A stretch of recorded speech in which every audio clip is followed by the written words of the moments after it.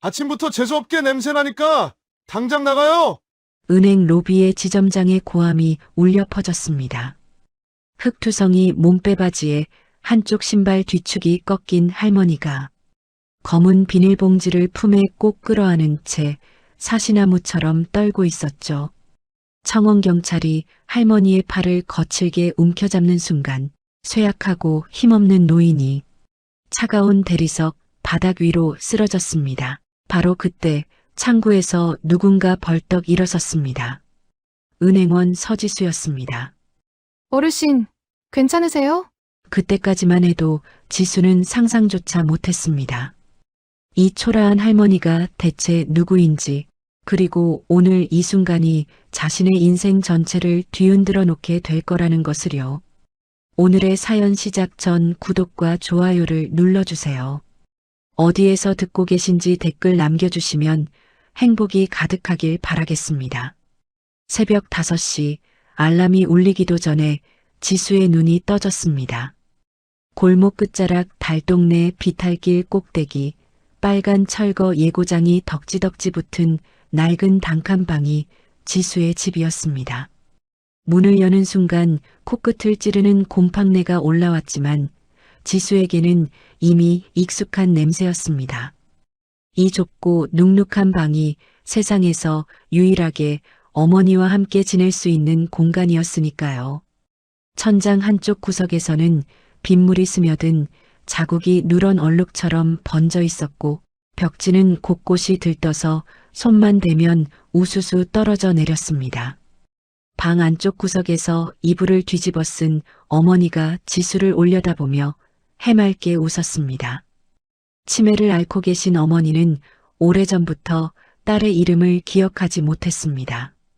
어머니에게 지수는 딸이 아니라 자신의 엄마였습니다. 올해로 70이 넘으신 어머니의 눈동자는 5살 아이처럼 맑고 순수했습니다. 엄마, 이거 봐. 내가 엄마 주려고 주워왔어. 달아, 맛있어. 어머니가 주름진 손바닥을 활짝 펼쳤습니다. 밤새 어디선가 주워온 흙 묻은 사탕 2알이 놓여 있었습니다. 사탕 표면에는 먼지와 흙이 잔뜩 묻어 있었지만 어머니는 그것을 마치 세상에서 가장 귀한 보물인 양지수의 입가에 갖다 대며 연신 고개를 끄덕였습니다. 지수의 목 안쪽이 뜨겁게 조여왔지만 이를 악물고 눈물을 삼켰습니다. 울면 어머니가 불안해하니까요. 어머, 이거 엄마가 좋아하는 거잖아. 고마워, 우리 딸. 지수는 일부러 밝은 목소리를 짜내며 어머니의 머리카락을 쓸어 넘겼습니다. 그러고는 따뜻한 수건을 가져와 어머니의 흑투성이 손가락을 하나하나 정성스레 닦아드렸습니다. 손톱 사이사이 낀 흙까지 꼼꼼하게 닦아내는 동안 어머니는 지수의 손길이 간지러운 듯 킥킥 웃음을 터뜨렸습니다. 그 웃음소리가 지수의 가슴 한가운데를 깊숙이 파고들었습니다. 엄마, 나 오늘도 밖에 나가서 예쁜 거 주워올게. 기다려. 어머니가 또 밖에 나가겠다는 말에 지수의 가슴이 철렁 내려앉았습니다. 지난달에도 어머니는 새벽에 혼자 나가 골목을 헤매다 이웃에게 발견된 적이 있었습니다. 지수는 어머니의 손을 꼭 잡으며 최대한 부드러운 목소리로 말했습니다. 아니야, 오늘은 집에서 쉬어. 엄마가 퇴근하고 맛있는 거 사올게. 알았지? 어머니가 고개를 갸웃거리다 이내 고분고분 고개를 끄덕였습니다. 그 모습이 너무 어린아이 같아서 지수는 숨이 막히도록 가슴이 아팠습니다. 요양보호사 선생님이 도착하자 지수는 현관까지 따라 나가 두 손을 꼭 잡고 신신당부했습니다. 선생님, 어머니가 새벽에 또 나가셨나 봐요. 신발에 흙이 잔뜩 묻어 있더라고요. 꼭 문 잠가 주시고 12시에 약 꼭 챙겨주세요. 혹시라도 밖에 나가려고 하시면 바로 저한테 연락해 주시고요. 걱정 마세요, 지수 씨. 제가 잘 모시고 있을게요. 어머님이 요즘 몸이 좀 불편하신 것 같으니까 오늘 좀 더 신경 쓸게요. 같은 말을 매일 반복하는 부탁이었지만 지수는 한 번도 빠뜨린 적이 없었습니다. 집을 나서며 뒤를 돌아보니 어머니가 창문에 얼굴을 바짝 대고 손을 흔들고 있었습니다. 지수는 억지 미소를 지어 보이고는 재빨리 고개를 돌렸습니다. 더 보면 발길이 떨어지지 않을 것 같았으니까요. 출근길 버스에 올라탄 지수는 창가 자리에 앉아 낡은 통장을 꺼내 들었습니다. 모서리가 해져서 너덜너덜한 통장 표지를 넘기자 잔액은 이번 달 월세를 내면 바닥이 훤히 보이는 금액이었습니다. 지수는 통장 맨 아랫줄 숫자를 손가락 끝으로 천천히 짚으며 속으로 되뇌었습니다. 이번 달 정규직 전환 심사만 통과하면 된다고, 그러면 전세자금 대출도 받을 수 있다고, 어머니를 좀 더 따뜻하고 깨끗한 방으로 모실 수 있다고, 그게 지금 자신과 어머니에게 남은 유일한 희망이라고요. 버스창 너머로 높은 빌딩들이 하나둘 스쳐 지나갔지만 지수의 눈에는 아무것도 들어오지 않았습니다. 오직 통장 속 숫자만이 선명하게 보일 뿐이었습니다. 은행에 도착해 창구 자리에 앉은 지수는 오늘도 여느 날처럼 고객을 맞을 준비를 했습니다. 대리석 바닥이 거울처럼 번쩍이는 넓은 로비에는 은은한 클래식 음악이 흐르고 있었습니다. 한쪽 벽면에는 커다란 화분이 줄지어 놓여 있었고 공기 중에는 고급 방향제 향이 은은하게 퍼져 있었습니다. 이 공간은 지수의 달동네 단칸방과는 완전히 다른 세계였습니다. 하지만 지수는 이곳에서도 보이지 않는 벽 바깥에 서 있는 사람이었습니다. 목에 걸린 명찰에 적힌 비정규직이라는 세 글자가 늘 지수의 어깨를 짓눌렀습니다. 같은 창구에 앉아 같은 일을 하면서도 정규직 직원들의 명찰과 지수의 명찰 사이에는 건널 수 없는 강이 흐르고 있었습니다. 그때였습니다. 은행 유리 자동문이 열리며 누군가 안으로 들어섰습니다. 한쪽 신발 뒤축이 꺾인 채 절뚝거리는 할머니 한 분이었습니다. 흙투성이 낡은 몸빼바지에 때가 잔뜩 낀 점퍼를 걸치고 품에는 커다란 검은 비닐봉지를 행여나 빼앗길세라 양팔로 꽉 끌어안고 있었습니다. 할머니의 눈동자는 불안에 가득 차 사방을 두리번거렸고 잔뜩 주눅든 어깨는 안쪽으로 움츠러들어 있었습니다. 번쩍이는 대리석 바닥 위에서 할머니의 흙 묻은 신발은 유독 초라해 보였습니다. 로비 안의 공기가 순식간에 달라졌습니다. VIP 대기석에 앉아있던 고객들이 하나둘 코를 막기 시작했습니다. 누군가는 노골적으로 부채질을 해대며 인상을 구겼고 또 누군가는 대놓고 자리를 옮겨 앉으며 혀를 찼습니다. 아니, 은행에 저런 사람이 왜 들어오는 거야? 냄새가 장난이 아니네. 경비한테 말해서 내보내야 하는 거 아니야? 여기가 무슨 노숙자 쉼터야? VIP 고객들이 주고받는 수군거림이 지수의 귀까지 또렷하게 들려왔습니다. 정규직 창구 직원들도 마찬가지였습니다. 할머니와 눈이 마주칠까봐 서류를 뒤적이는 척 고개를 돌려버렸습니다. 마치 그 할머니가 이곳에 존재하지 않는 사람인 것처럼요. 할머니는 어디로 가야 할지 몰라 로비 한가운데서 멈춰 섰습니다. 떨리는 목소리로 창구 쪽을 향해 조심스레 입을 열었습니다. 저기요, 저 이거 좀 바꿔줄 수 있을까요? 여기 은행 맞지요? 동전을 좀 바꾸고 싶은데 어디로 가야 하는지 몰라서요. 하지만 아무도 대답하지 않았습니다. 할머니의 목소리는 넓은 로비 천장에 부딪혀 허공으로 사라졌습니다.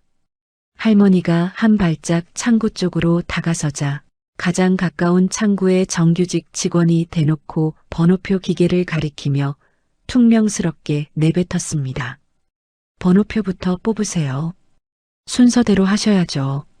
할머니는 번호표 기계 앞에서 버튼을 누르지 못하고 한참을 서성였습니다. 기계가 낯설었던 것입니다. 그때 로비에 퍼지는 소란을 감지한 박동만 지점장이 지점장실 문을 벌컥 열고 나왔습니다. 깔끔하게 다린 양복에 번들거리는 명품 구두를 신은 지점장은 미간을 잔뜩 찌푸린 채 할머니 쪽으로 성큼성큼 걸어왔습니다. 그의 시선이 할머니의 흙 묻은 바지와 꺾인 신발 위를 훑고 지나갔습니다. 입꼬리가 한쪽으로 비틀어지며 경멸의 빛이 스쳤습니다. 지점장이 입구 쪽에 서 있던 청원경찰을 향해 고개를 돌렸습니다. 그리고 로비 전체에 울려 퍼질 만큼 큰 목소리로 내뱉었습니다. 아침부터 재수없게 냄새나는 노인네를 왜 안으로 들여보내? 당장 쫓아내. 그 말이 대리석 벽에 부딪혀 메아리처럼 퍼져나갔습니다. 할머니의 굽은 어깨가 한번 크게 떨렸습니다. 품에 안은 검은 비닐봉지를 더 꽉 움켜쥐는 할머니의 손등 위로 핏줄이 붉어져 올라왔습니다.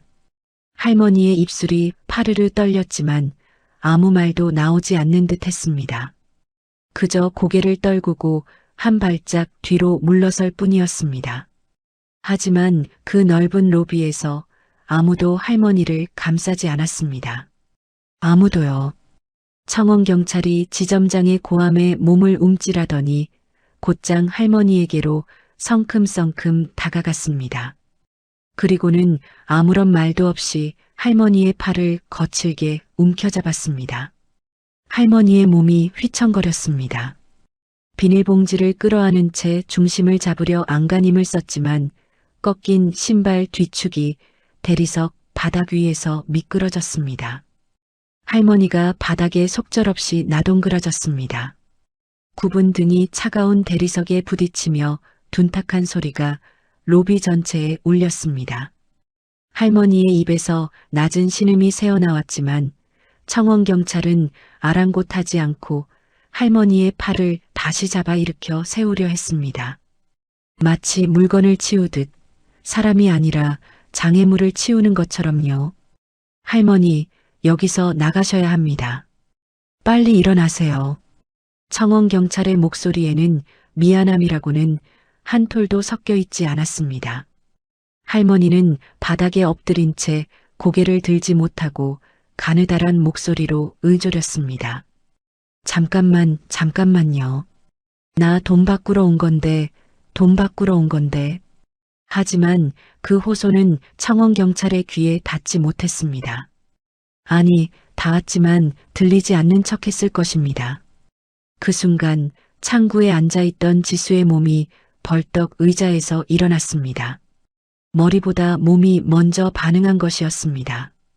지수는 하이힐이 대리석 바닥을 때리는 소리도 신경 쓰지 못한 채 할머니에게 달려갔습니다. 숨이 턱까지 차올랐지만 발걸음을 멈출 수가 없었습니다. 바닥에 쓰러진 할머니의 얼굴을 마주한 순간 지수의 눈앞에 다른 얼굴이 겹쳐 보였습니다. 지난 겨울 새벽에 몰래 집을 나가 흙바닥에 주저앉아 길을 잃고 덜덜 떨고 있던 자신의 어머니, 이웃 아주머니의 전화를 받고 맨발로 골목길을 뛰어내려갔을 때 찬바람 속에서 얼굴이 새파랗게 질린 채 웅크리고 있던 어머니의 모습이 이 할머니와 완벽하게 겹쳤습니다. 누군가의 어머니이고 누군가의 할머니인 이분이 차가운 바닥 위에서 쓰레기처럼 내팽개쳐져 있었습니다. 지수는 청원경찰의 팔을 두 손으로 힘껏 막아 세웠습니다. 청원경찰이 눈을 크게 뜨며 지수를 내려다봤습니다. 뭐야, 비켜. 지점장님이 내보내라고 하셨잖아. 제가 모시겠습니다. 이분 손 놓으세요. 지수의 목소리는 떨리고 있었지만 눈빛만큼은 흔들리지 않았습니다. 청원경찰이 어이없다는 표정으로 지수를 쏘아봤지만 지수는 한 발짝도 물러서지 않았습니다. 잠시 팽팽한 침묵이 흐른 뒤 결국 청원경찰이 혀를 차며 할머니의 팔에서 손을 뗐습니다. 지수는 조심스럽게 할머니의 굽은 어깨를 감싸 안으며 천천히 부축해 일으켰습니다. 할머니의 몸이 잎사귀처럼 가볍고 여렸습니다. 뼈만 앙상하게 남은 어깨가 지수의 손바닥 안에서 가늘게 떨리고 있었습니다. 어르신, 괜찮으세요? 어디 다치신 데는 없으세요? 아이고, 괜찮아. 괜찮아, 아가씨. 이런 데서 이런 꼴을 당하다니. 내가 늙어서 이 모양이지. 할머니가 떨리는 목소리로 대답했지만 전혀 괜찮아 보이지 않았습니다. 넘어지면서 팔꿈치 쪽이 까져 실핏줄에서 피가 조금 배어나오고 있었습니다. 지수가 자신의 손수건을 꺼내 할머니의 팔꿈치를 조심스레 감싸주자 할머니의 눈가가 붉어지며 입술을 꾹 깨물었습니다. 고마워, 아가씨. 이렇게 친절한 사람은 처음이야. 할머니의 목소리가 잠깐 갈라졌습니다. 지수는 아무 말 없이 할머니의 등을 가만히 쓸어주었습니다. 그때 할머니가 넘어지면서 품에 안고 있던 낡은 검은 비닐봉지의 밑단이 대리석 바닥에 쓸려 길게 찢어져 있었습니다. 찢어진 틈 사이로 무언가가 우르르 쏟아져 내리기 시작했습니다. 흙과 기름때가 잔뜩 묻은 10원짜리, 50원짜리 동전 수천 개가 대리석 바닥 위로 끝없이 흘러내렸습니다. 쨍그랑, 쨍그랑, 쨍그랑. 동전이 바닥에 부딪히는 소리가 조용한 로비를 가득 채웠습니다. 갈색으로 변색된 동전들은 바닥 위를 이리저리 굴러다녔고 어떤 것은 창구 아래까지 또르르 굴러 들어갔습니다. 동전 표면에 묻은 흙과 기름때가 번쩍이는 대리석 바닥 위에 지저분한 자국을 남겼습니다. 할머니가 얼마나 오랜 세월 동안 한 입 한 입 모아왔는지 동전의 밴 세월의 냄새가 말해주고 있었습니다. 아이고, 내 돈, 내 돈. 할머니가 바닥에 주저앉으며 두 손으로 동전을 긁어 모으려 했습니다. 주름진 손이 바닥을 더듬을 때마다 동전은 오히려 더 멀리 흩어져 나갔습니다. 할머니의 눈가에 눈물이 그렁그렁 맺혔습니다. 이거 다 모으려고 3년을 모았어. 폐지 팔고 빈병 팔아서 3년 동안 한 푼 한 푼 모은 거야. 아이고, 내 돈. 할머니의 목소리가 로비 바닥을 기어 퍼져나갔습니다. 3년이라는 세월의 무게가 그 짧은 문장 안에 고스란히 담겨 있었습니다. 하지만 로비에 있는 누구도 그 무게를 느끼지 못하는 것처럼 무표정하게 자기 일만 하고 있었습니다. 지점장이 흩어진 동전 무더기 앞으로 느릿느릿 걸어왔습니다. 번들거리는 명품 구두 발끝으로 바닥에 굴러다니는 흙 묻은 동전을 툭툭 차며 코웃음을 쳤습니다. 마치 길에 떨어진 쓰레기를 발로 치우듯 그 동전들에 담긴 3년의 세월 따위는 안중에도 없다는 표정이었습니다. 허참, 이 더러운 동전 때문에 은행 바닥이 난장판이 됐네. 이걸 누가 치우나? 지점장이 혀를 차며 고개를 저었습니다. 그리고 옆에 서 있던 직원에게 고개를 까딱이며 말했습니다. 청소업체 불러. 소독도 해야 하니까 비용은 저 할머니한테 청구해. 그 비웃음 섞인 목소리가 할머니의 귀에도 분명히 들렸을 것입니다.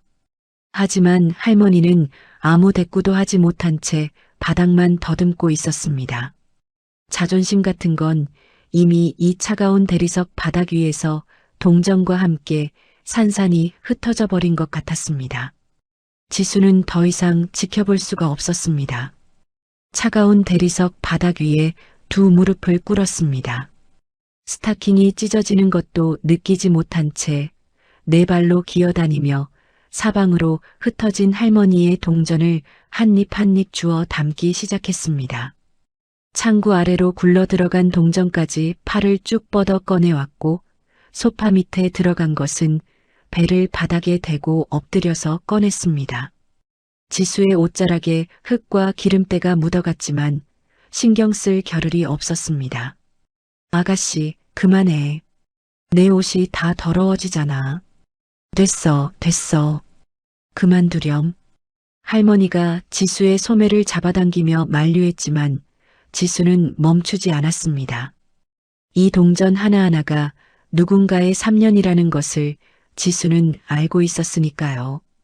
괜찮아요, 어르신. 제가 다 주워드릴게요. 하나도 안 빠뜨릴 테니까 걱정 마세요. 다 찾아드릴게요.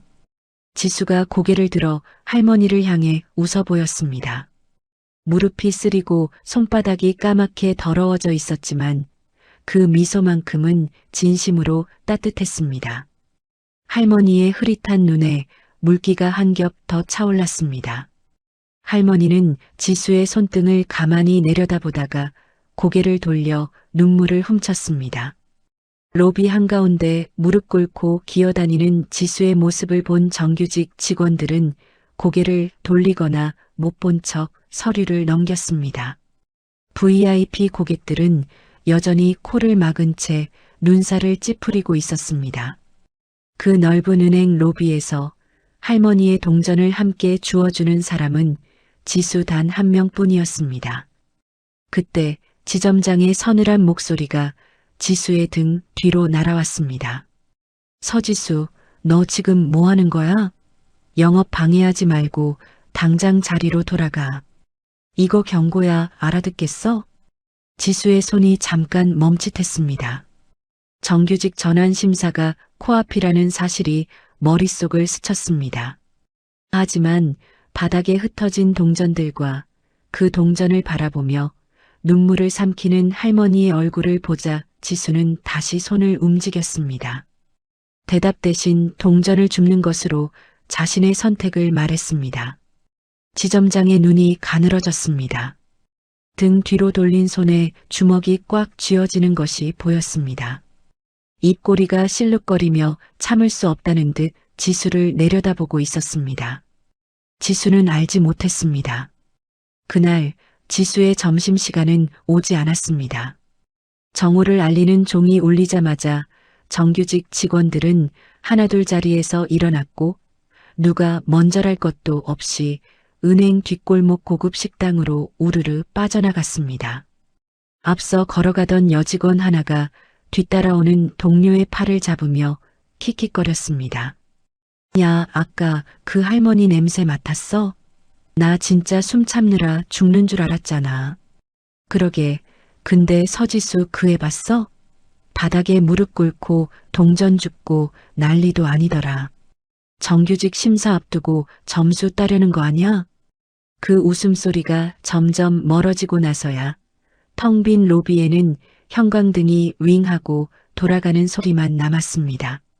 지수는 자리를 뜨지 않았습니다. 아니, 뜰 수가 없었습니다. 창구 한쪽 구석 의자에 잔뜩 움츠린 채 앉아있는 할머니의 등이 너무 작고 너무 외로워 보였기 때문입니다.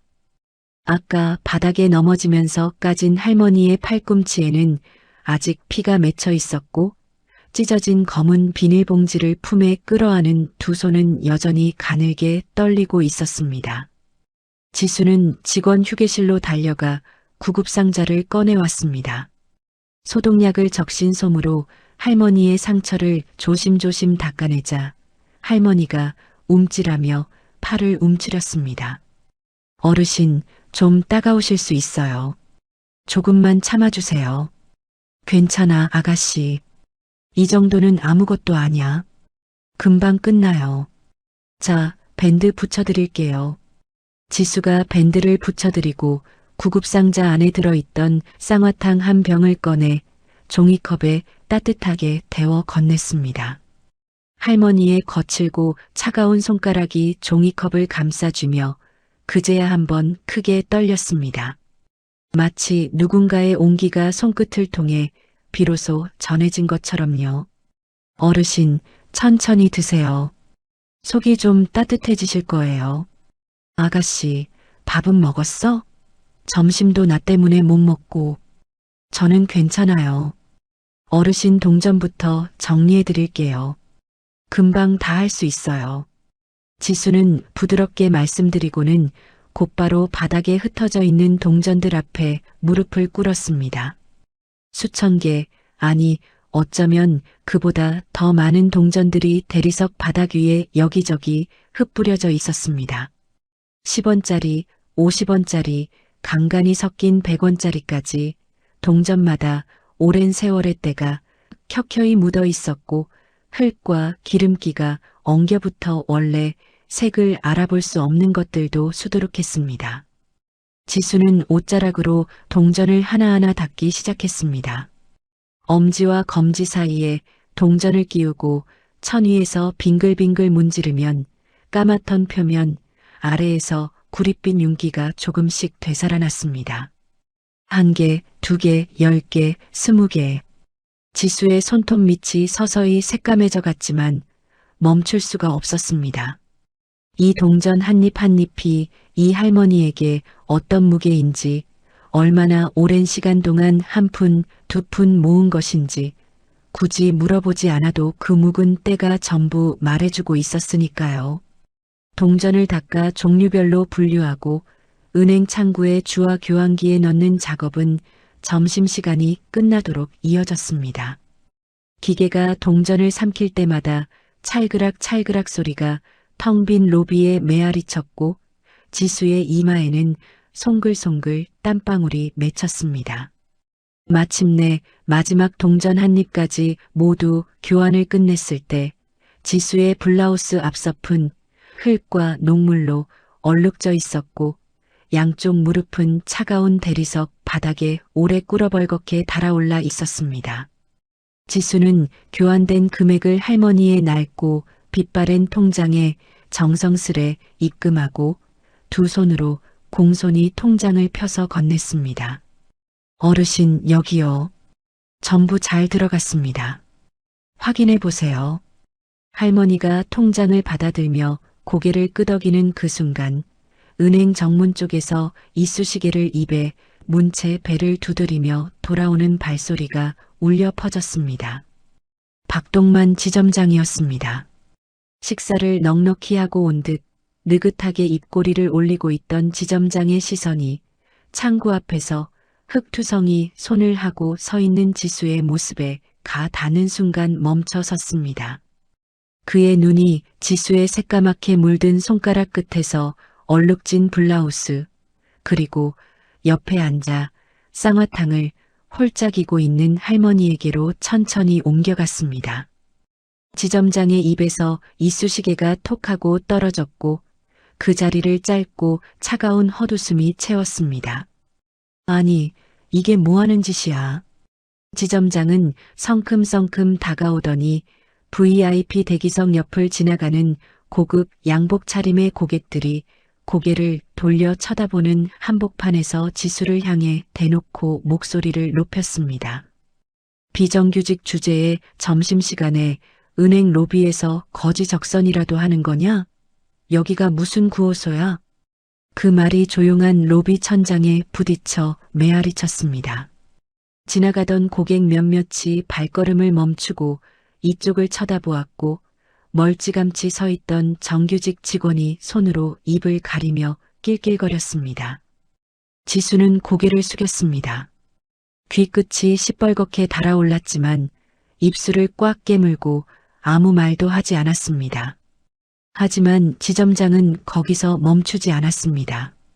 한 발짝 더 다가와 지수의 가슴에 달린 낡은 명찰을 펜 끝으로 톡톡 건드리며 마치 벌레를 가리키듯 코끝으로 가볍게 턱짓을 했습니다. 정규직 전환 심사가 코앞이라 점수 좀 따보려고 이런 위선을 떠는 거지? 응? 은행이 무슨 자선단체냐고. 다신 이런 짓 하지 마. 알아들어? 지수의 양주먹이 허벅지 옆에서 하얗게 질릴 만큼 꽉 쥐어졌습니다. 눈앞이 뜨겁게 흐려졌지만 이를 악물었습니다. 여기서 한마디라도 대꾸하면 정규직 전환은 물 건너가는 것이고 그러면 이번 달 어머니 요양비도 전세자금 대출도 전부 끝이니까요. 지수는 부르르 떨리는 입술 사이로 새어나오려는 말들을 억지로 삼키며 고개를 더 깊이 숙일 수밖에 없었습니다. 죄송합니다, 지점장님. 그 말을 짜내는데 온 힘을 다해야 했습니다. 바로 그때 뒤에서 따뜻하고 마른 손이 지수의 손을 잡아주었습니다. 할머니였습니다. 아까까지 의자에 앉아 계시던 할머니가 어느새 지수의 옆으로 다가와 흙물이 묻은 거친 손으로 지수의 손가락을 꼭 감싸쥐고 있었습니다. 할머니의 눈은 지수의 가슴팍에 달린 명찰을 향하고 있었습니다. 비정규직 서지수라고 적힌 그 작고 낡은 명찰의 글자 한자를 마치 눈에 도장을 찍듯 뚫어지게 읽고 계셨습니다. 할머니가 입을 열었습니다. 목소리가 떨렸지만 그 안에는 흔들리지 않는 무언가가 담겨 있었습니다. 고마워, 아가씨. 서지수. 그 한마디를 남기고 할머니는 절뚝이는 걸음으로 천천히 로비를 가로질러 나갔습니다. 자동문이 열리고 바깥의 햇살이 할머니의 작고 굽은 등을 한순간 환하게 감싸 안았다가 문이 닫히면서 사라졌습니다. 지수는 할머니가 쥐어주었던 손의 온기를 한참이나 놓지 못한 채 그 자리에 멍하니 서 있었습니다. 한편 할머니가 나간 뒤 자기 자리로 돌아간 지점장은 문을 닫자마자 휴대폰을 꺼내 어딘가에 전화를 걸었습니다. 목소리를 한껏 낮추고 등을 돌린 채 급히 속삭였습니다. 나야. 그건 서류 정리 다 됐어? 빨리 마무리해. 감사 나오기 전에 흔적 싹 지워놔야 돼. 통화를 끝낸 지점장의 컴퓨터 화면에는 어느 고객의 휴면, 계좌를 열람한 의문의 대출 서류가 떠 있었습니다. 그는 마우스를 움켜쥐고 허겁지겁 그 창을 닫아버렸습니다. 그로부터 며칠 뒤 아침 업무가 시작되자마자 은행 정문으로 검은 정장 차림의 사내들이 줄지어 들어왔습니다. 1명, 2명이 아니었습니다. 5명, 6명, 7명. 저마다 두툼한 서류 가방을 한 손에 들고 다른 한 손에는 노트북을 끼고 있었습니다. 선두에 선 중년 남자가 양복 안주머니에서 명함을 꺼내 로비 안내 데스크에 탁 내려놓았고 그 명함에는 본점 감사팀이라는 네 글자가 선명하게 박혀 있었습니다. 평화롭던 로비의 공기가 한순간에 얼어붙었습니다. 감사팀장이 마이크를 잡고 나직하지만 단호한 목소리로 말했습니다. 지금부터 이 지점은 본점 감사조사를 위해 즉각 업무가 중단됩니다. 모든 직원은 자리에서 일어나지 마시고 전산 시스템에서 손을 떼십시오. 로비에 있던 고객들이 웅성거리며 밖으로 안내되었고 철제 셔터가 반쯤 내려왔습니다. 직원들의 얼굴이 하나같이 사색이 되었습니다. 감사팀이 지점에 급습한다는 것은 단순한 정기 점검이 아니라 이미 무언가 터졌다는 뜻이니까요. 감사팀장이 준비해 온 서류 뭉치를 테이블 위에 펼쳐놓고 입을 열었습니다.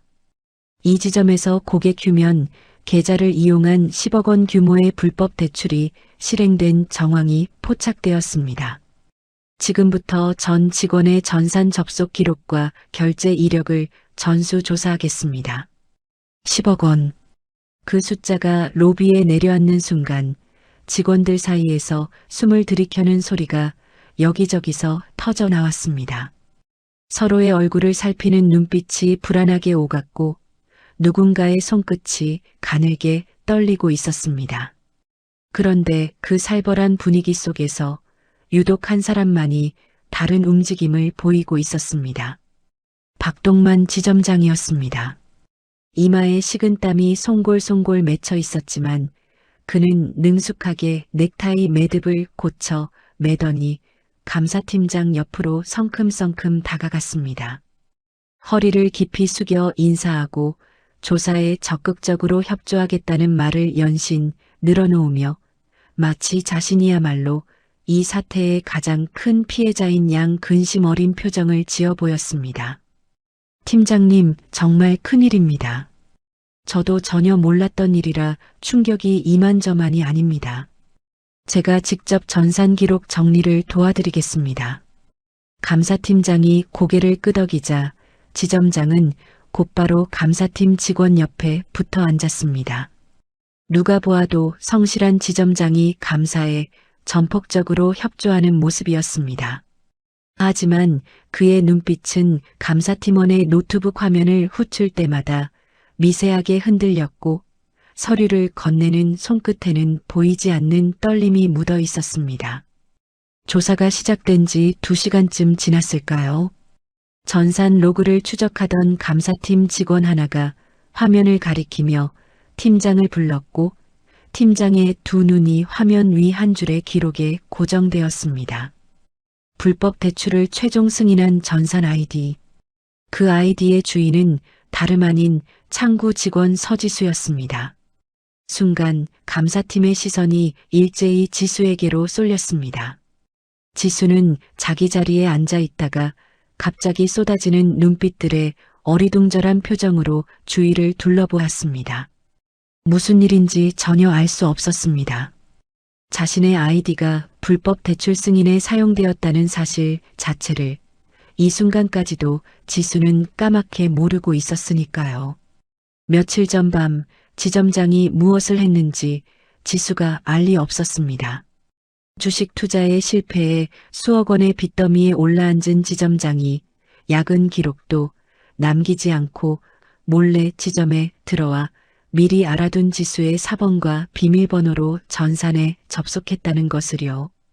비정규직이라 보안 등급이 낮고 문제가 터져도 가장 쉽게 꼬리를 자를 수 있는 사람. 지점장이 지수를 고른 이유는 처음부터 그것이었습니다. 감사팀장이 무거운 목소리로 지수의 이름을 불렀습니다. 서지수 씨, 잠시 이쪽으로 와주시겠습니까? 지수가 떨리는 다리로 일어서서 감사팀장 앞에 섰을 때 갑자기 옆에서 우레 같은 소리가 터져 나왔습니다. 지점장이었습니다. 아까까지 감사팀 옆에서 고분고분 협조하던 바로 그 사람이 이제는 얼굴색 하나 변하지 않은 채 지수의 앞에 벽처럼 서더니 아무런 예고 없이 지수의 뺨을 세차게 내리쳤습니다. 찰싹! 그 소리가 조용한 로비 전체에 유리가 깨지듯 퍼져나갔습니다. 지수의 고개가 옆으로 꺾이며 입술 안쪽이 터졌고 뺨 위로 5개의 손가락 자국이 시뻘겋게 올라왔습니다. 무슨 일이 일어난 건지 이해하기도 전에 지점장의 고함이 귓전을 찢었습니다. 비정규직이라고 돈에 눈이 멀어서 감히 고객 돈 10억에 손을 대. 내가 어떻게 감히. 지수의 눈이 휘둥그레졌습니다. 10억? 고객 돈? 입을 열어 무슨 말이라도 해야 했지만 뺨에서 타고 올라오는 화끈거림과 머릿속을 가득 채운 혼란 때문에 혀가 굳어버렸습니다. 숨조차 제대로 쉬어지지 않았습니다. 지점장은 말문이 막힌 지수의 팔을 거칠게 낚아채더니 감사팀을 향해 고개를 숙여 보이며 능란하게 말을 이었습니다. 팀장님, 이 직원과 제가 먼저 확인할 사항이 있으니 잠시 면담 후 바로 보고드리겠습니다. 그리고는 지수를 질질 끌다시피 로비 구석에 있는 VIP 상담실로 데려갔습니다. 그곳은 창문도 없고 무엇보다 CCTV가 설치되어 있지 않은 유일한 공간이었습니다. 지점장이 그 방의 위치를 정확히 알고 있었다는 것 자체가 이 모든 것이 처음부터 계획되어 있었음을 말해주고 있었습니다. 쿵! 문이 닫혔습니다. 지점장이 블라인드를 하나하나 내렸고 형광등 불빛만 남은 좁은 방 안에 둘만의 공기가 갇혔습니다. 지점장은 지수의 어깨를 한 손으로 거칠게 밀쳐 가죽 소파에 나동그라지듯 앉혔습니다. 지수의 등이 소파 등받이에 부딪히며 둔탁한 소리가 났고 터진 입술 사이로 짧은 신음이 새어나왔습니다. 지점장이 지수를 내려다보았습니다. 아까 로비에서 보여주었던 분노에 찬 상사의 얼굴은 온데간데 없었고 그 자리에는 차갑고 계산적인 전혀 다른 사람의 눈빛이 들어앉아 있었습니다. 입꼬리가 느릿하게 올라가며 서늘한 미소가 번졌습니다. 블라인드가 모두 내려간 VIP 상담실 안 형광등 불빛이 지수의 창백한 얼굴 위로 차갑게 내려앉고 있었습니다.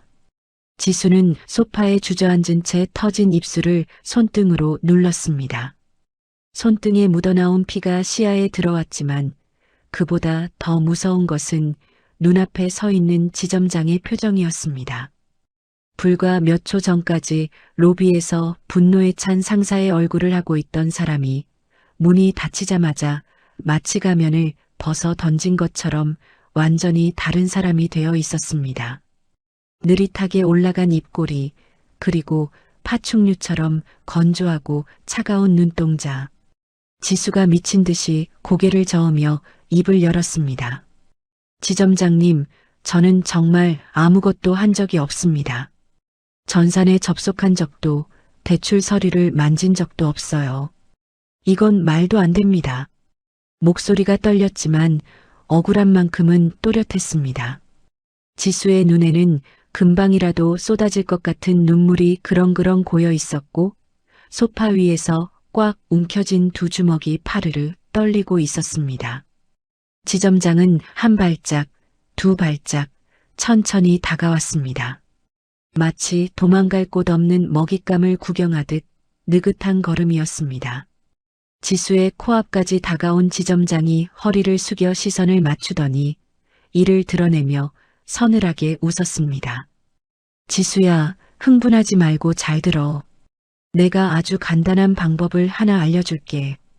그 목소리는 낮고 부드러웠지만 그 부드러움이 오히려 등줄기를 타고 서리처럼 내려앉았습니다.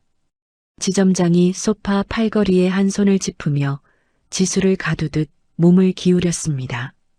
저 밖에 감사팀한테 나가서 내 전산 아이디로 대출 승인 버튼을 잘못 눌렀다고 말해. 단순한 업무상 실수였다고. 그럼 10억 횡령이 아니라 과실로 처리돼. 징계해고 선에서 내가 막아줄게. 지수의 눈이 커졌습니다. 징계해고. 그 말은 곧 자신이 저지르지도 않은 잘못을 인정하라는 뜻이었습니다. 입술이 달싹거렸지만 지점장이 말을 끊을 틈을 주지 않았습니다. 만약에 말이야. 딴소리에서 끝까지 내가 안 했다고 버텨봐. 전산 기록에 찍혀 있는 건 내 아이디야. 내 사번이고 내 비밀번호란 말이야. 증거가 전부 너를 가리키고 있어. 지점장의 검지가 지수의 이마 앞에서 천천히 좌우로 흔들렸습니다. 그럼 넌 단순 실수가 아니라 10억 횡령 고의범이 돼. 구속이야, 구속. 감방에 가는 거라고. 감방. 그 단어가 좁은 방 안의 공기를 한 톨도 남기지 않고 빨아들이는 것 같았습니다. 지수의 얼굴에서 남아있던 마지막 혈색마저 빠져나갔고 심장이 갈비뼈 안쪽에서 미친 듯이 벽을 두드리는 소리가 귓속에서 울렸습니다. 하지만 지점장은 거기서 멈추지 않았습니다. 진짜 칼날은 아직 빠지지도 않은 것이었습니다. 지점장이 지수의 어깨 위에 손을 올려놓았습니다. 위로하는 듯한 손길이었지만 그 무게는 지수의 몸 전체를 짓눌렀습니다. 손가락에 힘이 들어가며 어깨뼈를 파고드는 통증이 느껴졌고 지점장의 입이 지수의 귓가 바로 옆까지 다가왔습니다. 지수야, 내가 감방에 가면 말이야. 속삭이는 목소리였습니다. 하지만 그 속삭임이 어떤 고함보다도 잔인했습니다.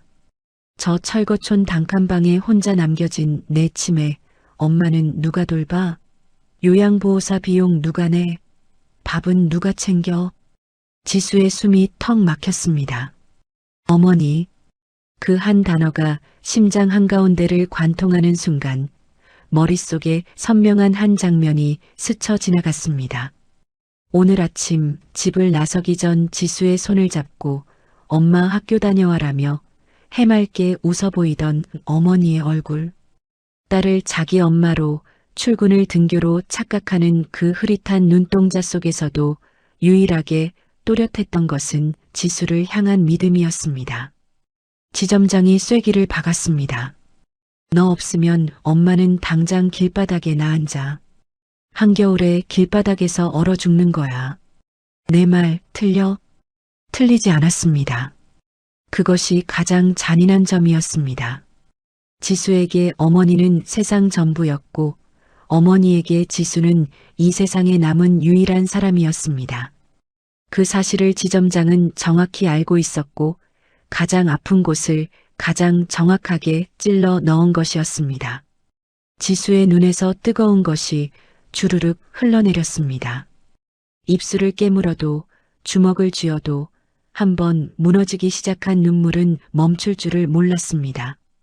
머릿속에서 텅 빈 단칸방에 웅크려 앉아 자신만 기다리고 있을 어머니의 모습이 지워지지 않았고 그 앞에서 억울함이니 정인이 하는 것들은 모래성처럼 허물어져 내렸습니다. 지점장이 서류 한 장을 테이블 위에 슬쩍 밀어놓았습니다. 업무상 과실 인정 자술서라고 인쇄된 종이 위에는 이미 지수의 이름과 사번이 빈칸 없이 적혀 있었고 맨 아래 도장을 찍을 자리만이 텅 비어 있었습니다. 이것마저도 미리 준비해 두었다는 뜻이었습니다. 여기 도장만 찍으면 끝이야. 넌 해고로 끝나고 엄마 곁에 돌아갈 수 있어. 지수는 흐려진 시야로 그 자술서를 내려다보았습니다.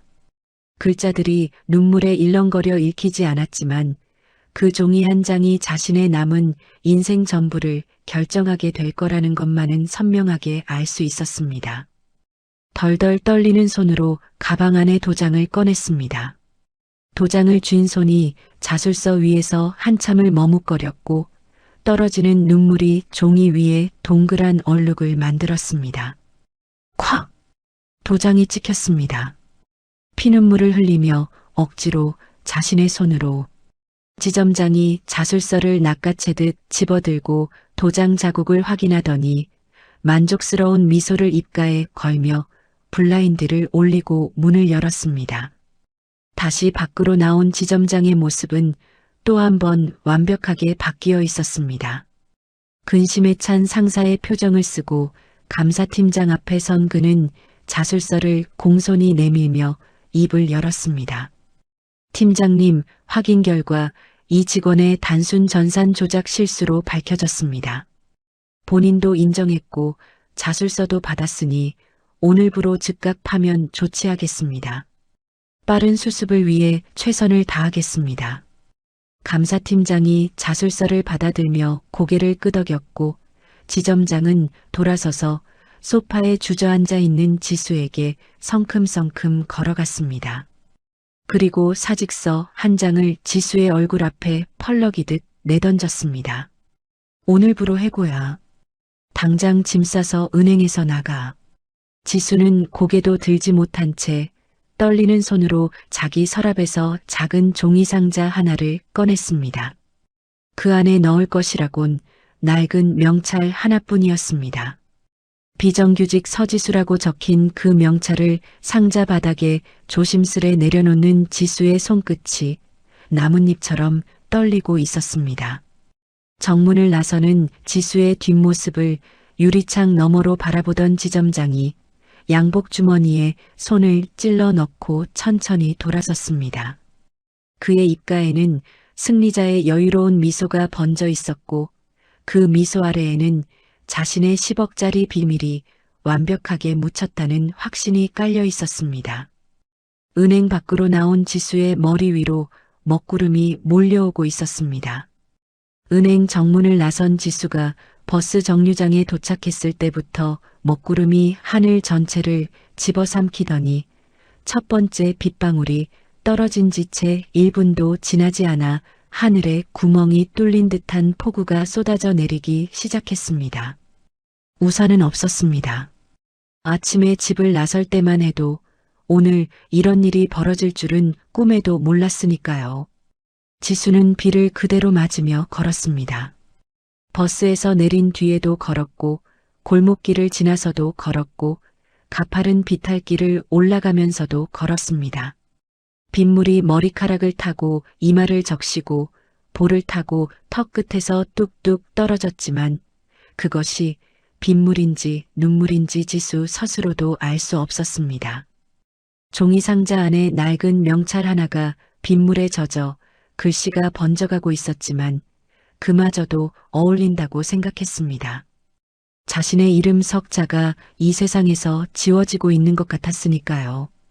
달동네 골목 끝 지수의 집 앞에 도착했을 때 가장 먼저 눈에 들어온 것은 대문 위에 붙은 붉은색 딱지였습니다. 강제 철거 집행 통보라고 굵은 글씨로 인쇄된 그 딱지 위로 빗물이 줄줄 흘러내리고 있었습니다. 아침에 나설 때만 해도 없던 것이었습니다. 하루 사이에 직장도 집도 모든 것이 무너지고 있었습니다. 떨리는 손으로 방문을 열었을 때 지수는 그 자리에 얼어붙고 말았습니다. 방안이 엉망이었습니다. 낮 동안 용역업체 직원들이 다녀간 흔적이 곳곳에 남아 있었습니다. 밥그릇이 깨져 바닥에 흩어져 있었고 이불장이 뒤집혀 있었으며 어머니가 아끼던 작은 화분이 흙을 쏟은 채 모서리에 나뒹굴고 있었습니다. 천장 귀퉁이에 갈라진 틈새로는 빗물이 쉴 새 없이 스며들어 방바닥에 검은 무릉덩이를 만들고 있었고 그 무릉덩이 위로 깨진 그릇 조각들이 둥둥 떠다니고 있었습니다. 그리고 그 참혹한 방 한쪽 구석에 어머니가 있었습니다. 비에 젖은 채였습니다. 천장에서 새어 들어온 빗물이 어깨와 등을 적시고 있었는데도 어머니는 피하지 않고 그 자리에 웅크려 앉아 있었습니다. 두 팔로 무언가를 꽉 껴안은 채 벌벌 떨고 있었는데 지수가 가까이 다가가서야 그것이 무엇인지 보였습니다. 어디선가 주워온 낡고 찢어진 우산 하나. 쓸 수도 없을 만큼 망가져 있었지만 어머니는 그것을 보물처럼 가슴에 품고 놓지 않고 있었습니다. 엄마, 이거 예쁜 우산. 비 오니까 엄마 주려고 가져왔어. 어머니가 지수를 올려다보며 해맑게 웃었습니다. 치매에 잠식당한 눈동자 속에서도 딸이라고 기억하지 못하는 지수를 자기 엄마라고 부르면서도 비가 오면 우산을 가져다 주어야 한다는 그 마음만은 어디에서도 지워지지 않은 것이었습니다. 지수의 무릎이 꺾였습니다. 젖은 방바닥 위에 풀썩 주저앉은 지수가 어머니를 끌어안았습니다. 꽉 세상 무엇과도 바꿀 수 없다는 듯이 어머니의 몸은 차갑고 축축했고 뼈가 만져질 만큼 가녀렸습니다. 지수의 입에서 소리가 터져 나왔습니다. 참고 참고 또 참았던 것들이 한꺼번에 터지듯 세상이 끝난 것처럼 울었습니다. 어머니는 갑자기 우는 지수의 등을 토닥이며 엄마 왜 울어? 울지마 하고 되풀이했고 그 말이 지수의 울음을 더 깊은 곳으로 끌어내렸습니다. 얼마나 울었을까요? 대문 밖에서 쿵쿵 급한 발소리가 들려온 것은 빗소리가 조금 잦아들 무렵이었습니다. 발소리는 비탈길을 뛰어오르고 있었고 숨이 거칠게 끊어지는 소리가 점점 가까워졌습니다. 대문이 벌컥 열리며 빗물과 함께 뛰어들어온 사람은 약혼자 태윤이었습니다. 태윤은 우산을 팽개치다시피 골목 바닥에 내던지고 방문 앞에 섰습니다. 엉망진창이 된 방 안, 빗물에 젖은 채 구석에서 떨고 있는 어머니, 그리고 그 어머니를 끌어안은 채 울고 있는 지수. 그 광경을 본 태윤의 눈시울이 순식간에 빨갛게 달아올랐습니다. 말없이 방 안으로 들어온 태윤은 입고 있던 마른 겉옷을 벗어 어머니의 젖은 어깨 위에 서둘러 덮어주었습니다. 어머니, 괜찮으세요? 그리고 지수에게 손을 뻗었습니다. 그 손이 지수의 어깨에 닿으려는 순간 지수가 매몰차게 그 손을 뿌리쳤습니다. 태윤의 손이 허공에서 멈췄고 방 안에 빗물 떨어지는 소리만이 또각또각 남았습니다. 지수가 고개를 들었습니다. 눈물로 범벅이 된 얼굴 위에 일부러 독한 표정을 만들어 올렸습니다. 입술이 떨렸지만 이를 악물고 억지로 말을 밀어냈습니다. 태윤 씨, 나 은행에서 돈 훔치려다 걸려서 잘렸어. 잘못되면 구속될 수도 있어. 태윤의 눈이 흔들렸습니다. 하지만 지수는 그 눈을 마주보지 않았습니다. 마주보면 무너질 것 같았으니까요. 시선을 바닥에 고정한 채 미리 연습이라도 한 것처럼 빠르고 단호하게 말을 이었습니다. 빚더미에 치매 엄마까지 달린 나 같은 짐덩어리 태윤 씨 인생에 끼면 안 돼.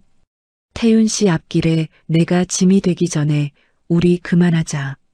목소리가 갈라졌지만 지수는 끝까지 밀어붙였습니다.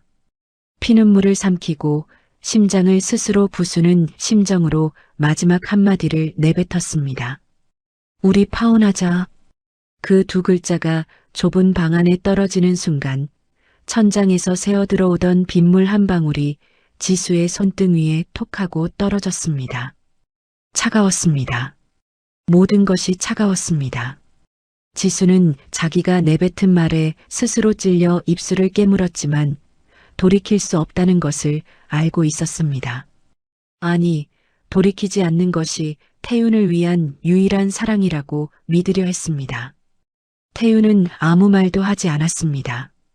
뿌리쳐진 손을 거두지도 돌아서지도 않은 채 빗물이 흐르는 방바닥 위에 그대로 서서 지수를 내려다보고 있었습니다. 그의 눈가에 무언가 번들거리는 것이 맺혀 있었지만 어둑한 방 안에서는 그것이 빗물인지 눈물인지 분간할 수가 없었습니다. 파혼하자는 말이 떨어진 뒤 방 안에는 빗물이 천장에서 바닥으로 떨어지는 소리만 또각또각 남아 있었습니다. 지수는 고개를 숙인 채 태윤이 돌아서기를 기다렸습니다. 돌아서 주기를, 이 차갑고 무너진 방에서 빠져나가 주기를. 그래야 태윤이 깨끗한 세상으로 돌아갈 수 있으니까요. 지수는 두 손을 무릎 위에서 꽉 움켜쥐고 이를 악물고 태윤이 대문을 나서는 발소리를 들을 준비를 하고 있었습니다. 그런데 발소리가 들리지 않았습니다. 대문 쪽이 아니라 오히려 지수 쪽으로 다가오는 기척이 느껴졌습니다. 젖은 방바닥을 밟는 발소리가 한 발짝, 두 발짝 가까워지더니 갑자기 두 팔이 지수의 어깨를 감싸 안았습니다. 강하고 따뜻하고 흔들림 없는 힘이었습니다. 태윤이었습니다. 아까 매몰차게 뿌리친 그 손의 주인이 밀어내도 물러서지 않고 다시 돌아와 지수를 끌어안고 있었습니다. 빗물에 젖은 태윤의 셔츠가 지수의 볼에 닿았고 그 차가운 천 너머로 태윤의 심장이 빠르게 뛰는 소리가 전해져 왔습니다. 지수가 몸을 비틀어 빠져나오려 했지만 태윤의 팔은 풀리지 않았습니다. 비가 오면 같이 맞으면 돼. 태윤의 목소리는 낮고 갈라져 있었지만 그 안에 담긴 것은 단단했습니다. 흔들리지 않는 사람만이 낼 수 있는 목소리였습니다. 내가 범죄자라도, 내가 빚더미에 앉았어도, 내가 설사살인을 했다 해도 난 끝까지 내 편이야. 그러니까 혼자 결정하지 마. 지수의 입술이 파르르 떨렸습니다. 밀어내야 했습니다. 더 독한 말을 해서라도 돌려보내야 했습니다. 하지만 등을 감싸고 있는 태윤의 팔이 너무 따뜻해서 며칠간 혼자서 버텨온 무게가 그 온기 앞에서 한꺼번에 무너져 내리려 하고 있었습니다. 나 같은 사람 붙잡으면 태윤 씨 인생만 망가져.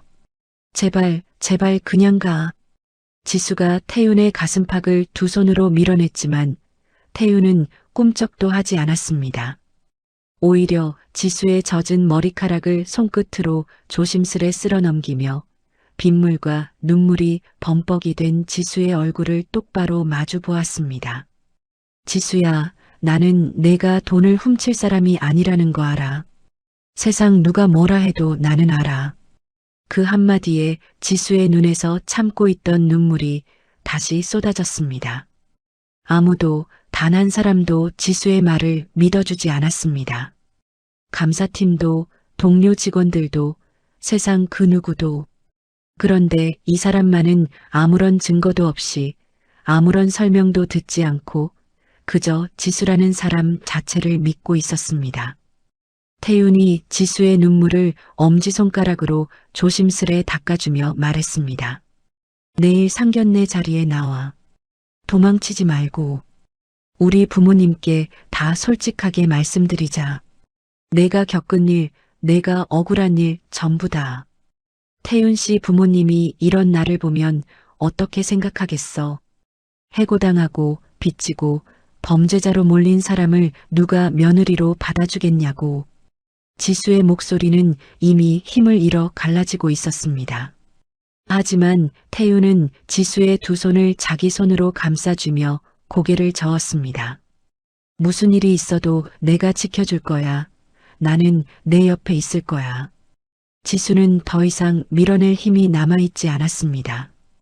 태윤의 손을 잡은 손가락에 천천히 힘이 들어갔고 고개가 태윤의 어깨 위로 떨어지듯 기울었습니다.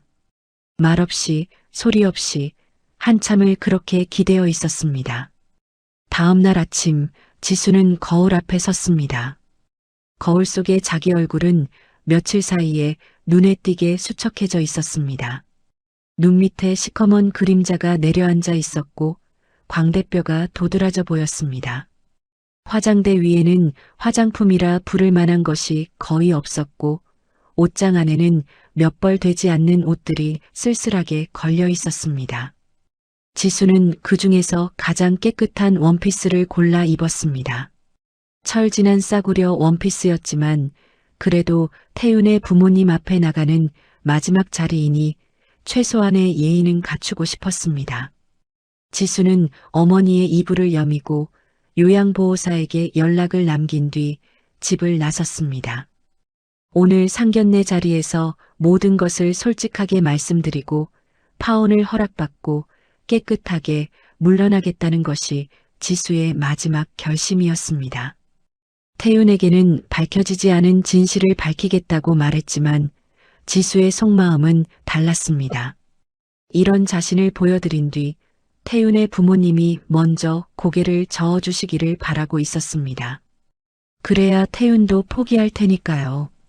택시에서 내린 지수의 앞에 펼쳐진 풍경은 지수가 살아온 세상과는 완전히 다른 곳이었습니다. 시내 한복판에 우뚝 솟은 최고급 5성급 호텔. 정문 앞에는 발레 파킹을 기다리는 외제차들이 줄지어 서 있었고 정장 차림의 도어맨이 유리문을 열 때마다 로비 안쪽에 거대한 샹들리에 불빛이 쏟아져 나왔습니다.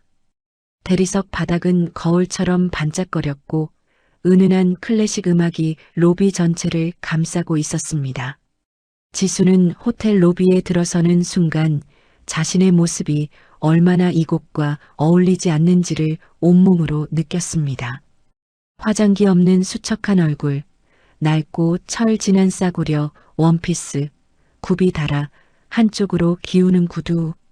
로비를 지나가는 사람들의 시선이 지수의 발끝에서 머리끝까지 훑고 지나갔고 지수는 고개를 숙인 채 발걸음을 재촉했습니다.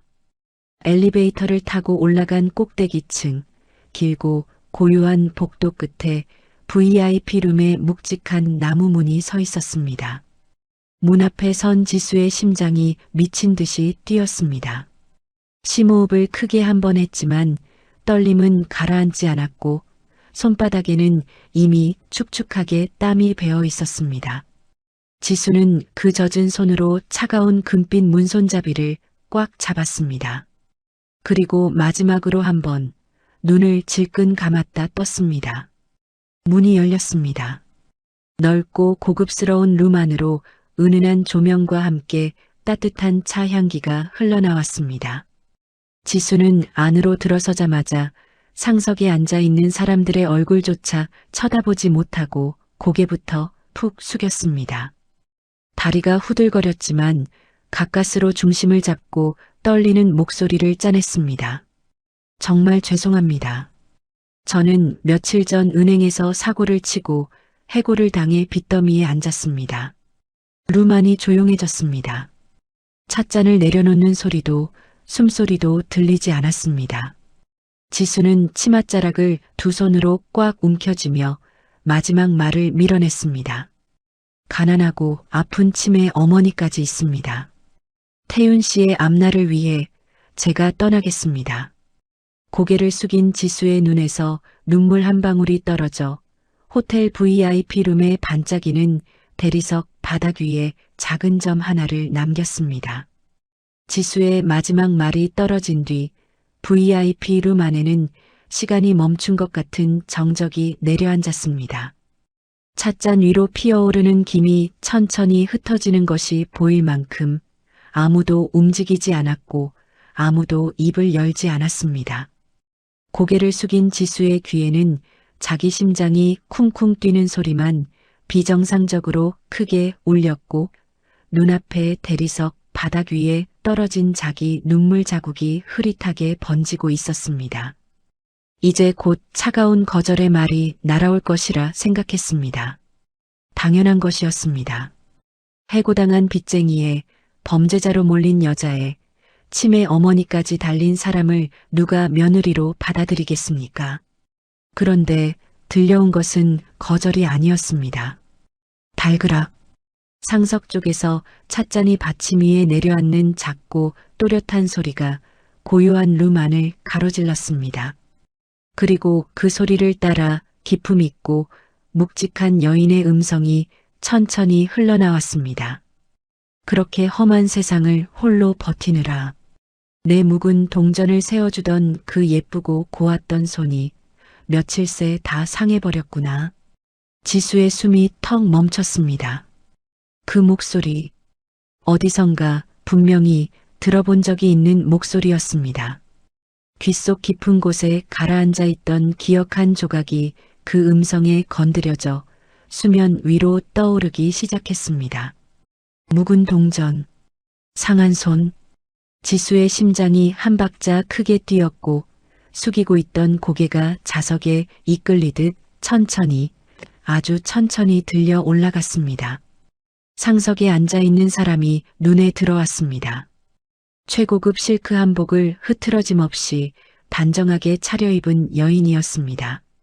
백발을 높이 올려 단아하게 빗어 넘겼고 세월의 주름 사이로 드러나는 눈매에는 범접할 수 없는 위엄과 그 위엄을 감싸고 있는 깊은 온기가 동시에 서려 있었습니다. 한눈에 보아도 보통 사람이 아니었습니다.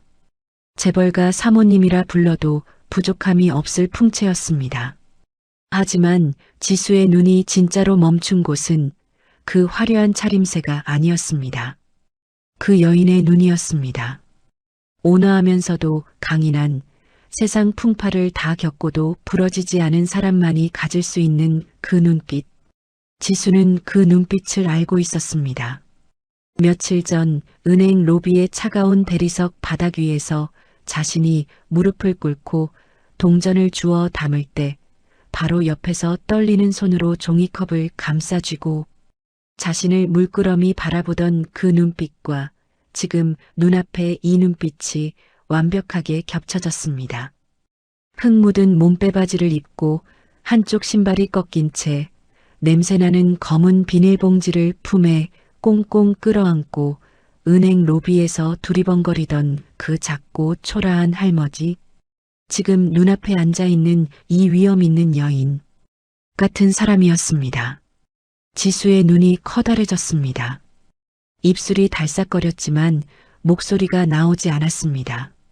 한참을 그렇게 멈춰있던 지수의 입에서 간신히 한마디가 비어져 나왔습니다. 어르신? 그날 은행에서 어르신이 어떻게 여기에? 말끝이 흩어졌습니다. 머릿속이 하얗게 비어버린 것처럼 아무런 생각도 이어지지 않았고 지수는 그저 커다래진 눈으로 그 여인의 얼굴을 바라볼 수밖에 없었습니다. 옆에 앉아있던 태윤이 놀란 눈으로 입을 열었습니다. 지수야, 어머니를 알아? 전에 만난 적이 있어? 태윤의 물음에 지수는 대답할 수 없었습니다.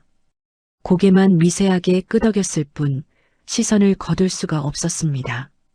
태윤의 어머니가 상석에서 천천히 일어섰습니다. 실크 한복 자락이 사르르 펼쳐지며 은은한 빛을 냈고 그 발걸음은 조용하지만 흔들림 없이 지수를 향해 다가오고 있었습니다. 어머니, 무슨 말씀이신지 저한테도 설명해 주세요. 태윤이 다시 한번 물었지만 태윤의 어머니가 가만히 손을 들어 아들을 제지했습니다. 지금은 내가 말할 차례라는 뜻이었습니다. 태윤의 어머니가 지수의 바로 앞에 서서 지수의 두 손을 양손으로 감싸쥐었습니다. 가까이서 보니 며칠 전 은행에서 풍기던 흙냄새 대신 은은한 향이 감돌았지만 지수의 손을 잡아주었던 그 거친 손바닥의 감촉은 기억 속의 것과 조금도 다르지 않았습니다. 나를 명동 큰손이니 뭐니 하며 떠받드는 사람들이 많지만 내가 처음부터 그랬겠냐. 태윤의 어머니의 목소리는 나직하고 차분했지만 그 안에 담긴 울림은 방 안 전체를 채우고도 남았습니다. 나도 맨바닥에서 시작한 사람이야. 명동 골목에서 좌판 깔고 장사할 때부터 동전 한 입 허투루 쓴 적이 없어.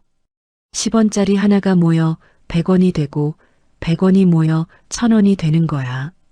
그래서 지금도 동전은 직접 모아서 은행에 가지고 간단다. 태윤의 어머니의 눈가에 쓸쓸한 그림자가 스쳤습니다. 근데 세상이 그렇더구나. 수천억을 거래하는 큰 손이라도 흙 묻은 옷에 동전 봉지 들고 가면 아무도 거들떠보지 않아. 그날도 은행 3군데를 돌았는데 첫 번째 은행에서는 경비원이 문 앞에서 막더라. 두 번째 은행에서는 창구 직원이 대놓고 코를 막으며 다른 데 가보라고 하더구나. 태윤의 어머니가 지수의 손을 꼭 쥐며 목소리를 낮추었습니다. 세 번째로 간 곳이 내가 있는 은행이었어.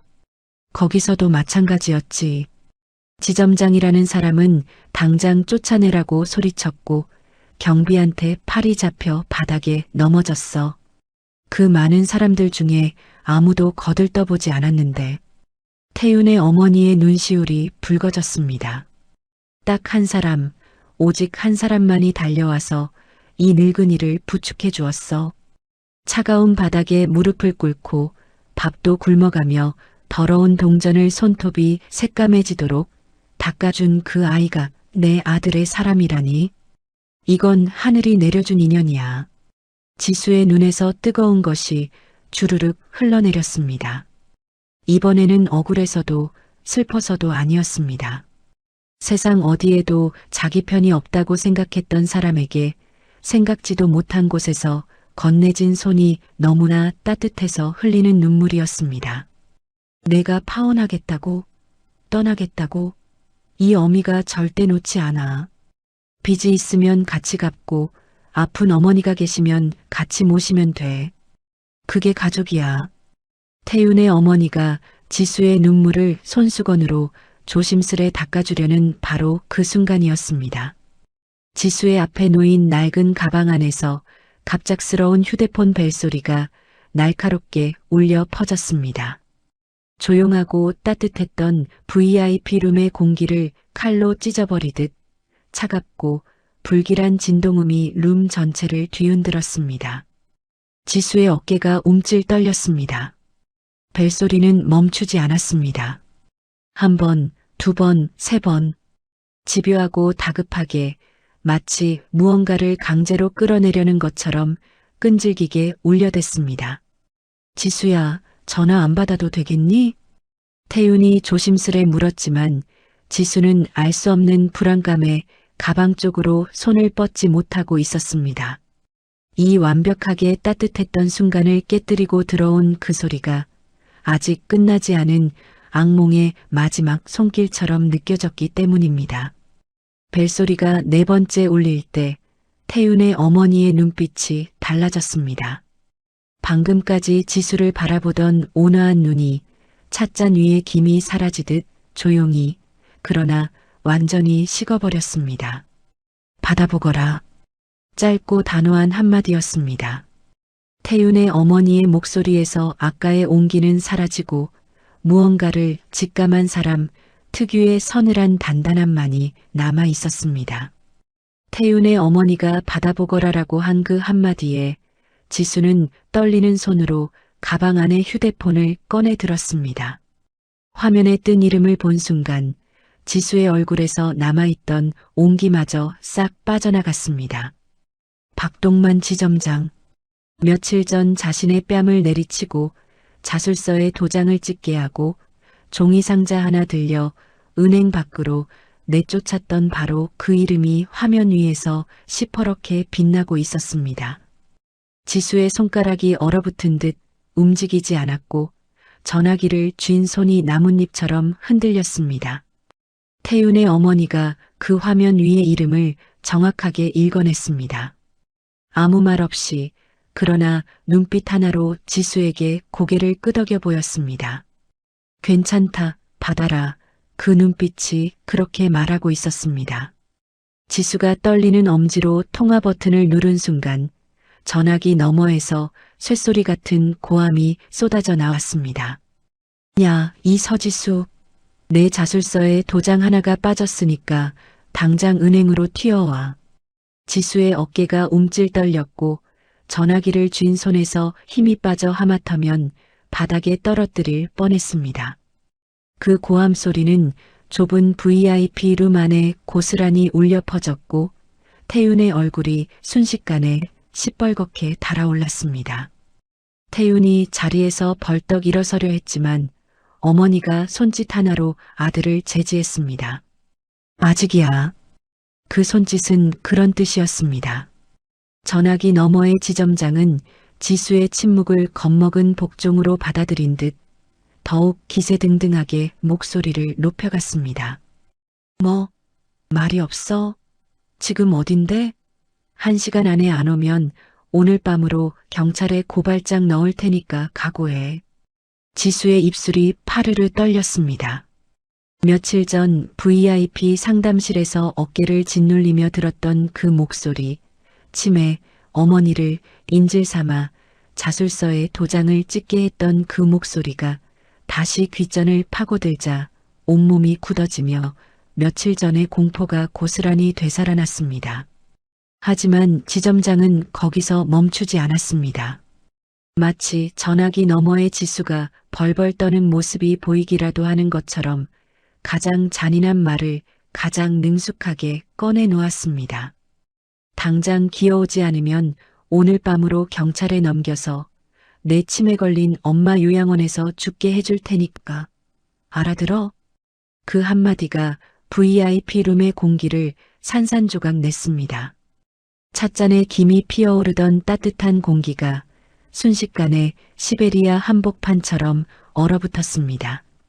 태윤의 두 주먹이 하얗게 질릴 만큼 쥐어졌고 이를 악무는 소리가 턱뼈 사이에서 새어나왔습니다. 하지만 그 누구보다 먼저 그리고 가장 무섭게 반응한 것은 태윤의 어머니였습니다. 그 눈빛이 바뀌었습니다. 방금까지 며느리의 눈물을 닦아주던 자애로운 어머니의 눈은 온데간데 없었고 그 자리에 암사자가 새끼를 위협하는 적을 발견했을 때의 차갑고 날카롭고 가차 없는 눈빛이 번뜩이며 들어앉았습니다. 수십 년간 명동 바닥에서 굵직한 장사꾼들과 맞짱을 뜨며 수천억의 제국을 쌓아 올린 사람 최만옥 회장의 눈이었습니다. 태윤의 어머니가 말없이 지수의 덜덜 떨리는 손에서 휴대폰을 가져갔습니다. 그리고 식사 테이블 한가운데 내려놓더니 검지 하나로 스피커폰 버튼을 꾹 눌렀습니다. 전화기 너머에서 지점장이 야, 듣고 있어? 왜 대답이 없냐고 하며 악을 쓰는 소리가 룸 전체에 선명하게 퍼져나갔습니다. 태윤의 어머니가 입을 열었습니다. 낮고 서늘한 목소리였습니다. 고함이 아니었습니다. 오히려 속삭임에 가까웠습니다. 하지만 그 속삭임이 방 안의 공기를 뼛속까지 서리게 만들었습니다. 나 명동 큰손 최만옥인데. 전화기 너머의 세상이 멈췄습니다. 방금까지 악을 쓰던 지점장의 고함이 칼로 잘린 듯 뚝 끊겼고 전화기 스피커에서 흘러나오는 것은 거칠게 멎어버린 숨소리뿐이었습니다. 태윤의 어머니는 한 박자, 두 박자, 그 침묵을 천천히 음미하듯 기다린 뒤 다시 입을 열었습니다. 감히 거짓골로 갔어도 도와줬던 내 귀한 며느리를 감방에 보내겠다고? 목소리가 한 톤 올라갔습니다. 여전히 고함은 아니었지만 그 안에 실린 힘은 벽을 뚫고 나갈 것 같았습니다. 그의 어머니를 요양원에 보내겠다고? 그리고 마지막 한마디는 진짜 포효였습니다. 찻잔이 받침 위에서 달그락 흔들릴 만큼 룸 안의 공기가 통째로 진동했습니다. 박동만, 내가 감히 누구 앞에서 그 입을 놀리고 있는지 똑똑히 들어. 내 놈이 내 며느리한테 한 짓 하나도 빠짐없이 다 알고 있다. 전화기 너머에서 무언가 바닥에 떨어지는 소리가 들렸습니다. 지점장이 들고 있던 것을 놓친 소리인지 무릎이 꺾이며 주저앉은 소리인지 알 수 없었지만 분명한 것은 방금 전까지 세상을 다 가진 듯 으스대던 남자의 세계가 단 세 글자 최만옥이라는 이름 앞에서 유리처럼 산산이 부서지고 있다는 것이었습니다. 지수는 테이블 위에 전화기를 바라보며 숨을 쉬는 것조차 잊고 있었습니다. 며칠 전 자신의 어깨를 짓누르며 자술서를 내밀던 그 남자가 지금 전화기 너머에서 숨소리조차 내지 못하고 있었습니다. 세상이 뒤집히고 있었습니다. 아무도 자신의 편이 없다고, 이 세상은 강한 자의 것이라고 절망했던 바로 그 세상이 지금 이 순간 눈앞에서 다시 뒤집히고 있었습니다. 태윤의 어머니가 전화기에서 시선을 거두며 마지막으로 낮고 단단한 목소리를 떨어뜨렸습니다. 꼼짝 말고 거기 있어. 내가 파놓은 무덤에 내가 직접 들어가게 해줄 테니. 툭! 손가락이 통화 종료 버튼을 눌렀습니다. 전화가 끊어진 VIP 룸 안에는 방금 전에 포효가 남긴 잔향처럼 팽팽한 긴장감만이 허공에 떠돌고 있었습니다. 태윤의 어머니는 단 1초도 허비하지 않았습니다. 곧바로 자신의 휴대폰을 꺼내 들더니 직통 번호 하나를 눌렀습니다. 신호음이 2번 울리기도 전에 상대가 받았고 짧고 정확하게 지시를 내렸습니다. 나 최만옥이야. 은행 본점장한테 바로 연결해. 잠시 뒤 연결된 전화 너머로 다급한 목소리가 흘러나왔고 태윤의 어머니는 단호하게 말을 끊었습니다. 나 최만옥이야. 자네 지점에서 10억 횡령한 진짜 범인이 누군지 내가 알고 있어. 박동만이야. 그 지점장. 감사팀이랑 경찰 대동해서 그놈 당장 내 호텔 VIP 룸으로 끌고 와. 지금 바로. 전화를 끊은 태윤의 어머니가 천천히 지수에게로 고개를 돌렸습니다. 방금 전까지 전장의 장수처럼 서늘하던 눈빛이 며느리를 바라보는 순간 다시 봄볕처럼 따뜻하게 녹아내렸습니다. 지수의 손을 다시 잡으며 조용히 말했습니다. 이제 다 끝났다, 얘야. 내가 흘린 눈물, 내가 반드시 돌려받아 줄 테니. 명동 큰손 최만옥. 은행 본점 행장조차 전화를 받으면 허리부터 굽힌다는 수천억대 현금 부자이자 이 은행 최대 VIP 고객의 이름이었습니다. 그 이름 석자가 전화기 스피커를 통해 흘러나온 순간 지점장의 세상은 끝나기 시작했습니다. 정확히 30분이었습니다. 태윤의 어머니가 전화를 끊고 찻잔을 다시 들어 한 모금 마시는 동안 지수는 태윤의 옆에 앉아 아직도 멈추지 않는 심장 소리를 들으며 꿈인지 현실인지 분간하지 못하고 있었습니다. 태윤이 지수의 떨리는 손을 두 손으로 감싸쥐며 괜찮아. 이제 다 괜찮아라고 나지막이 속삭였지만 지수는 고개를 끄덕이면서도 눈물이 멈추질 않았습니다. 그리고 정확히 30분 뒤 VIP룸의 묵직한 나무 문이 벌컥 열렸습니다. 가장 먼저 들어온 것은 검은 정장 차림의 감사팀 직원 둘이었고 그 뒤를 이어 경찰 형사 둘이 양쪽에서 한 남자의 팔을 잡고 들어왔습니다. 뒷덜미가 잡힌 채 질질 끌려 들어온 그 남자는 불과 며칠 전만 해도 은행 로비에서 누구보다 당당하게 가슴을 펴고 서 있던 박동만 지점장이었습니다. 하지만 지금 그 모습은 며칠 전과는 완전히 다른 사람이었습니다. 넥타이는 풀려 한쪽으로 늘어져 있었고 양복깃이 구겨진 채 어깨가 축 처져 있었습니다.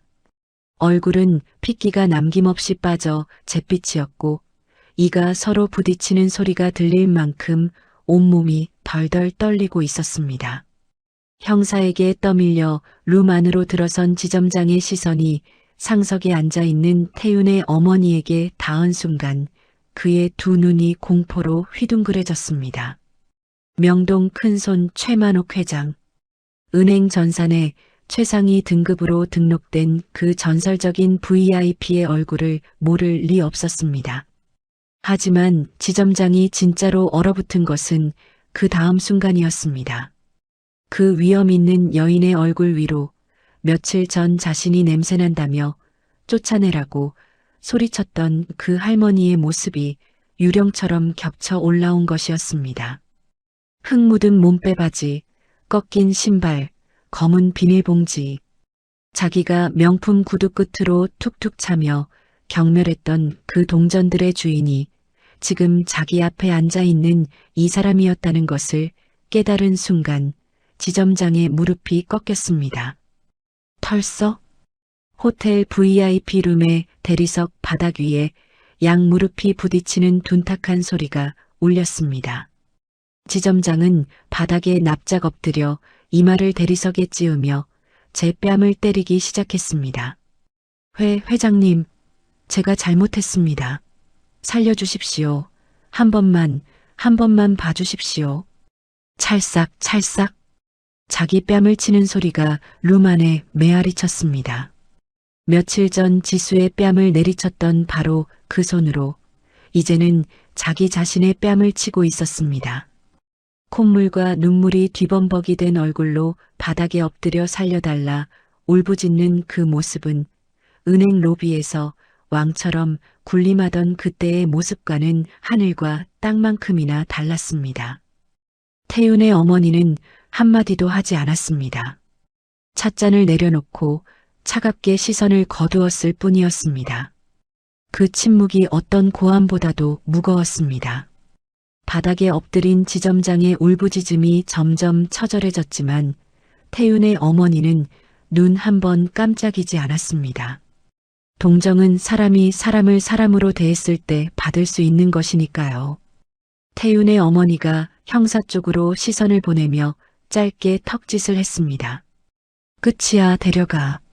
그 한 번의 턱짓에 형사들이 다가갔고 울부짖는 지점장의 양손에 차가운 수갑이 찰칵 소리를 내며 채워졌습니다.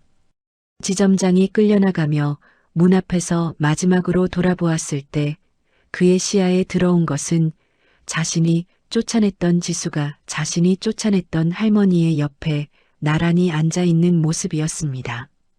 그 광경이 지점장의 눈에 어떻게 비쳤을지는 굳이 말하지 않아도 될 것 같습니다. 문이 닫혔습니다. 지점장의 울음소리가 복도 저편으로 멀어져 갔고 VIP 룸에는 다시 고요가 찾아왔습니다. 한 달이 흘렀습니다. 박동만 전 지점장은 10억 원 횡령 및 문서 위조, 직권 남용 혐의로 구속 기소되었고 지수에게 씌워진 모든 누명은 깨끗하게 벗겨졌습니다. 자술서는 강압에 의한 것으로 판명되어 무효 처리되었고 은행 본점은 지수에게 공식적인 사과문을 보내왔습니다. 그리고 그 사과문과 함께 도착한 것은 금빛으로 빛나는 새 사원증 한 장이었습니다. 본점 회장실 직속 VIP 특별관리팀장 서지수. 비정규직 세 글자가 적혀있던 그 낡은 명찰 대신 정규직 팀장의 이름이 새겨진 사원증을 목에 거는 순간 지수의 손끝이 가늘게 떨렸습니다. 이번에는 두려움이 아니라 믿기지 않는 벅참 때문이었습니다. 달라진 것은 그뿐만이 아니었습니다. 비가 새던 달동네 철거촌의 단칸방을 떠나 지수와 어머니는 태윤의 어머니가 마련해준 따뜻하고 깨끗한 새 집으로 이사했습니다. 햇살이 가득 드는 넓은 거실 창가에 전문 간병인의 보살핌을 받으며 해맑은 얼굴로 사탕을 까먹고 있는 어머니의 모습이 보였습니다. 더 이상 비에 젖지 않아도 되는 지붕 아래에서 더 이상 혼자가 아닌 곁에서 어머니는 오늘도 지수를 엄마라 부르며 웃고 있었습니다. 그리고 또 한 달이 흘렀습니다. 눈부시게 새하얀 웨딩드레스를 입은 지수가 버질로드 위에 섰습니다. 면사포 너머로 보이는 세상이 빛으로 가득했습니다. 저 앞에 태윤이 서 있었습니다. 빗속에서 자신을 끌어안고 끝까지 내 편이야라고 말해주었던 그 사람이 지금 세상에서 가장 환한 얼굴로 지수를 바라보고 있었습니다. 지수가 한 발짝, 두 발짝 천천히 걸어갔습니다. 하객석 맨 앞줄, 혼주석에 태윤의 어머니가 앉아 있었습니다. 최고급 실크 한복을 곱게 차려입은 그 모습은 며칠 전 호텔 VIP룸 상석에 앉아있던 그때와 같았지만 오늘의 표정은 달랐습니다. 세상에서 가장 흐뭇한, 세상에서 가장 따뜻한 얼굴로 박수를 치고 있었습니다. 눈가에 맺힌 눈물이 주름을 타고 흘러내렸지만 입가의 미소는 한순간도 사라지지 않았습니다. 지수의 눈에도 눈물이 차올랐습니다. 새벽 5시에 곰팡내 나는 단칸방 문을 열고 나서던 그날의 자신에게 차가운 대리석 바닥에 무릎 꿇고 동전을 닦던 그날의 자신에게 폭우 속에서 파혼을 선언하던 그 밤의 자신에게 말해주고 싶었습니다. 포기하지 마. 내가 흘린 눈물은 하나도 헛되지 않았어. 라고요. 지수가 태윤의 손을 맞잡았습니다. 따뜻했습니다. 빗속에서 자신을 끌어안았던 그 손은 오늘도 여전히 따뜻했고 여전히 흔들리지 않았습니다. 두 사람이 나란히 서서 혼주석을 향해 고개를 숙였을 때 태윤의 어머니가 자리에서 일어나 두 사람의 맞잡은 손 위에 자신의 손을 폭에 얹었습니다. 우리 가족이 되어줘서 고맙구나. 우리 이쁜 며느리. 그 한마디에 하객석 여기저기서 코를 훌쩍이는 소리가 번져나갔고 지수는 행복한 눈물을 흘리며 활짝 웃었습니다. 세상에서 가장 작은 선의가 세상에서 가장 큰 기적을 만든 날이었습니다. 오늘의 이야기 어떠셨나요? 치매에 걸린 어머니를 생각하며 곤란에 처한 어르신을 도운 지수에게 하고 싶은 말씀이 있으시면 여러분의 생각을 댓글로 편하게 나눠주세요. 이 아름답고 따뜻한 이야기가 널리 알려질 수 있도록 공유해 주신다면 여러분의 일상에도 기분 좋은 행운이 찾아올 거예요. 오늘도 감사합니다. 인생의 온기였습니다.